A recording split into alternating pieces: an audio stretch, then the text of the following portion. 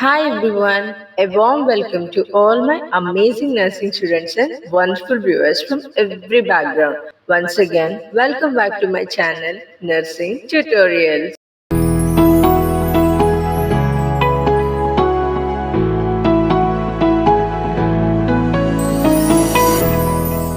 Hello students, in this video we are going to discuss about three questions. Those are define false labor, next name four records maintained in postnatal ward, and the last one is articles to be kept ready on delivery table. This is the part 2 continuation of part 1. మీలో ఎవరైనా part 1 చూడకపోయినట్లయితే ఛానల్లో video ఉంది, ఒక్కసారి వెళ్ళి చూసిరండి. ఇప్పుడైతే మనం time waste చేసుకోకుండా మన లెర్నింగ్ జర్నీ అయితే స్టార్ట్ చేద్దాం. Now move on to the next slide, in which we have defined false labor. In next slide we have defined false labor. Here I have given you the definition. First I will read the definition, then you all go through it. See the definition. False labor refers to irregular uterine contractions that occur before true labor begins.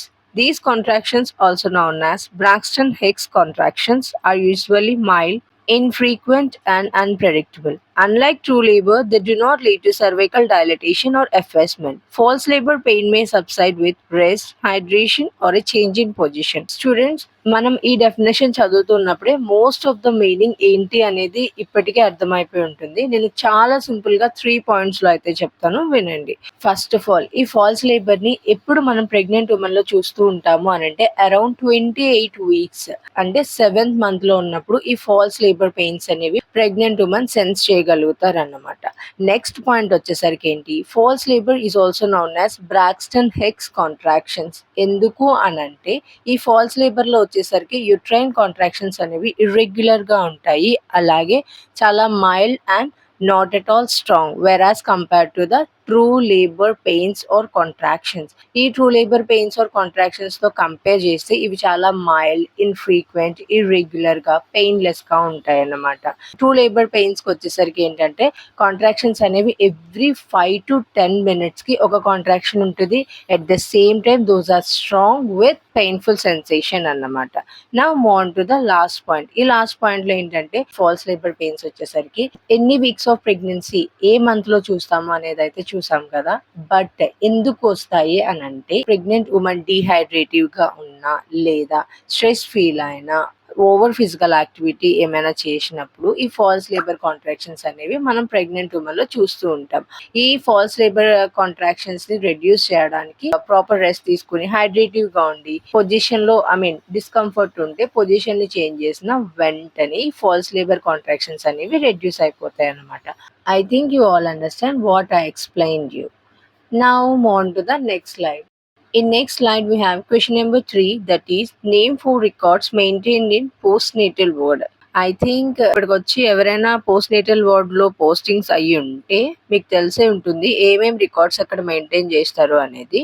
Here we have 4 records maintain in post natal ward. First one వచ్చేసరికి ఏంటంటే post partum record, next referral record, and third one is medical and treatment, and the last neonatal record. First see postpartum record. ఈ postpartum record లో వచ్చేసరికి ఏంటంటే mother యొక్క overall general health అంటే including vital signs, uterine involution, lochia and overall health.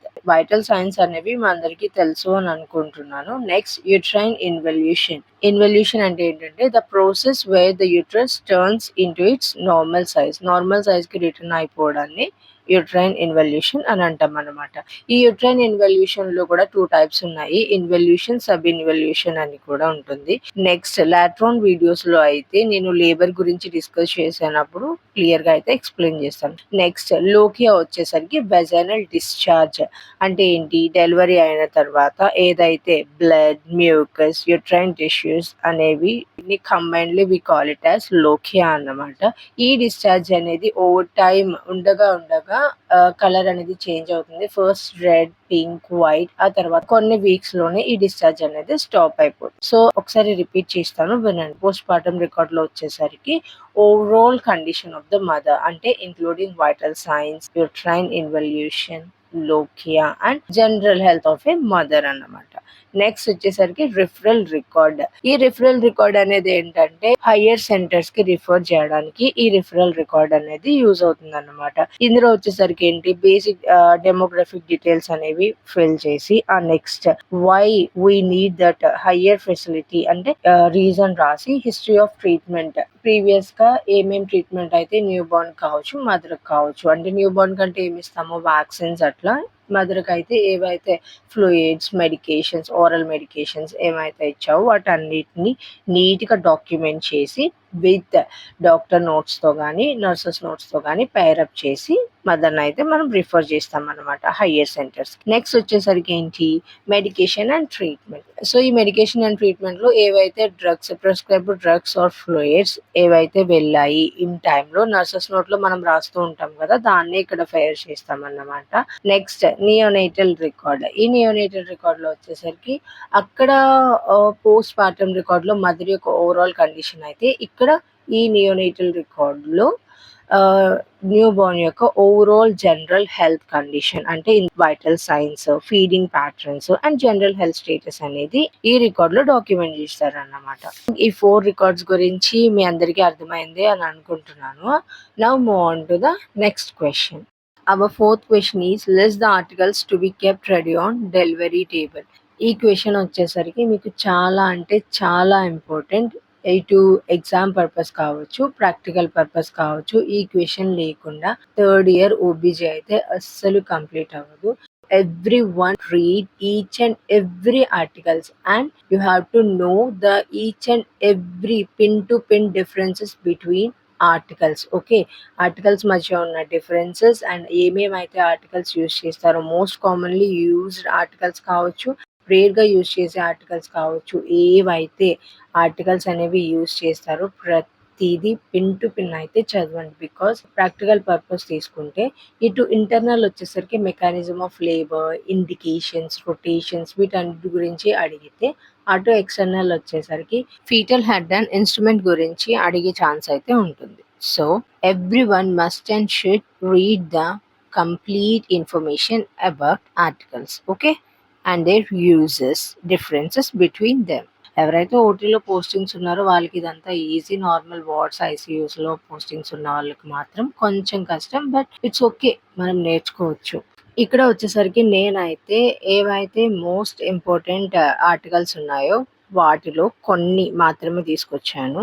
And ఈ కొన్నిటిలో కూడా చాలా different types అయితే ఉన్నాయి. మోస్ట్ ఆఫ్ ద టైప్స్ నేను ఇందులో ఎక్స్ప్లెయిన్ చేయడానికి ట్రై చేస్తాను. రిమైనింగ్ మనం ఆర్టికల్స్ గురించి అయితే డిస్కస్ చేసుకుంటాం కదా, సో అప్పుడు నేను complete information and complete explanation అయితే ఈచ్ అండ్ ఎవ్రీ ఆర్టికల్ గురించి అయితే ఇస్తాను. First see the first article, that is amniotic hook. amniotic hook అంటే అక్కడ చూడండి ఫస్ట్ ఉంది కదా, అదే amniotic హుక్ అంటే. amniotic హుక్ వచ్చేసరికి లాంగ్ హ్యాండిల్ తో కర్వ్ టిప్ తో అయితే ఉంటుంది. ఇప్పుడు యూజ్ అవుతుంది అని అంటే artificial rupturing of amniotic sac which is noun as amniotomy procedure. amniotomy procedure లో యూజ్ చేయడానికి ఈ amniotic హుక్ అనేది యూజ్ అవుతుంది అన్నమాట. అంటే ఆర్టిఫిషియల్ గా amniotic sac ని రప్చర్ చేయడానికి. నెక్స్ట్ ఆర్టికల్ వచ్చేసరికి ఫోర్సెప్స్. ఈ ఫోర్సెప్స్ లో చాలా డిఫరెంట్ టైప్ ఆఫ్ ఫోర్సెప్స్ ఉన్నాయి. ఈ ఫోర్సెప్స్ వచ్చేసరికి specially designed instruments for assisted deliveries.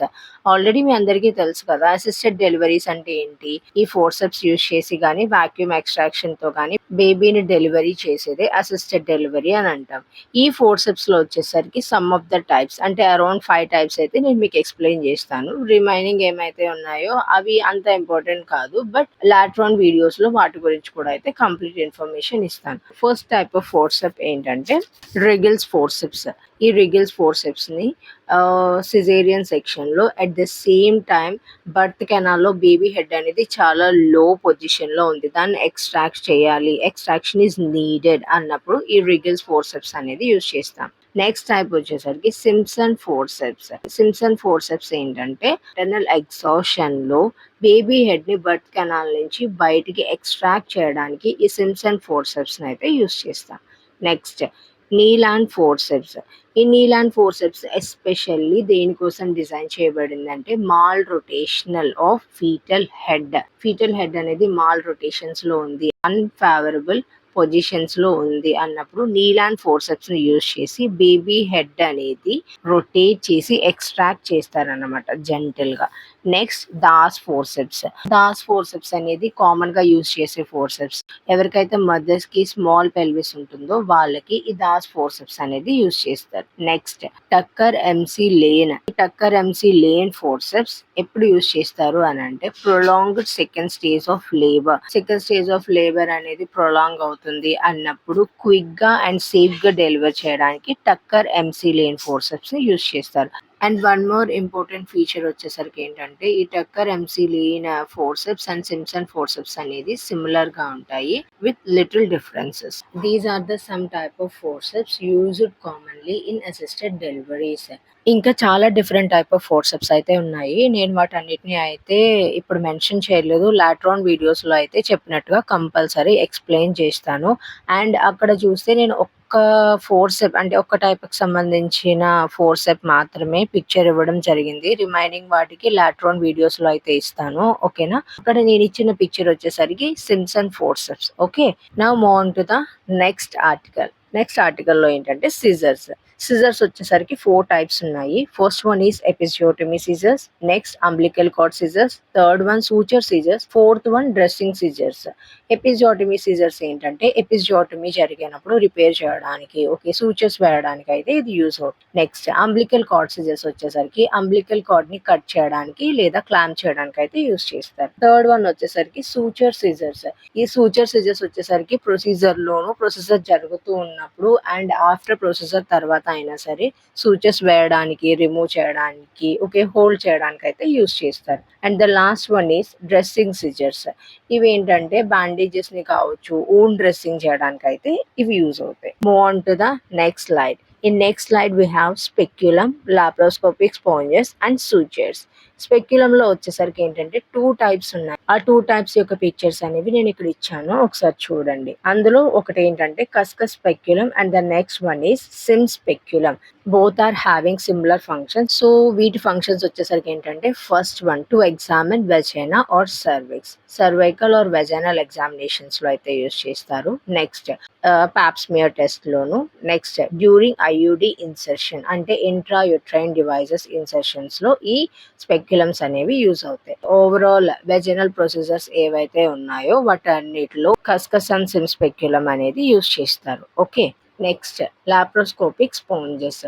ఎందుకు అంటే బ్లడ్ అండ్ ఫ్లూయిడ్ ని అబ్సార్బ్ చేసుకోవడానికి. Okay, and the last one is sutures. ఈ సూచర్స్ లో వచ్చేసరికి 2 టైప్స్ అయితే ఉన్నాయి. Absorbable sutures and non absorbable sutures. Absorbable sutures లో ఏంటంటే బాడీలో డిజాల్వ్ అయిపోయాయి అన్నమాట. ఇందులో టైప్స్ వచ్చేసరికి క్రోమిక్, క్యాట్గట్, వైక్రిల్, టెక్సాన్. ఈ 3 టైప్స్ అయితే absorbable sutures. Non absorbable sutures వచ్చేసరికి ఏంటంటే మన బాడీలో డిజాల్వ్ అవ్వలేనివి. సో ఈ నాన్ అబ్సార్బుల్ సూచర్స్ లో టైప్స్ వచ్చేసరికి silk, nylon and prolene. Okay, these are the 2 types of sutures. Based on the type of layer both are used. So all my dear nursing students and all my non-nursing viewers, thank you for your patience. That's all for today's class. I hope you all found it helpful. Bye, have a nice day.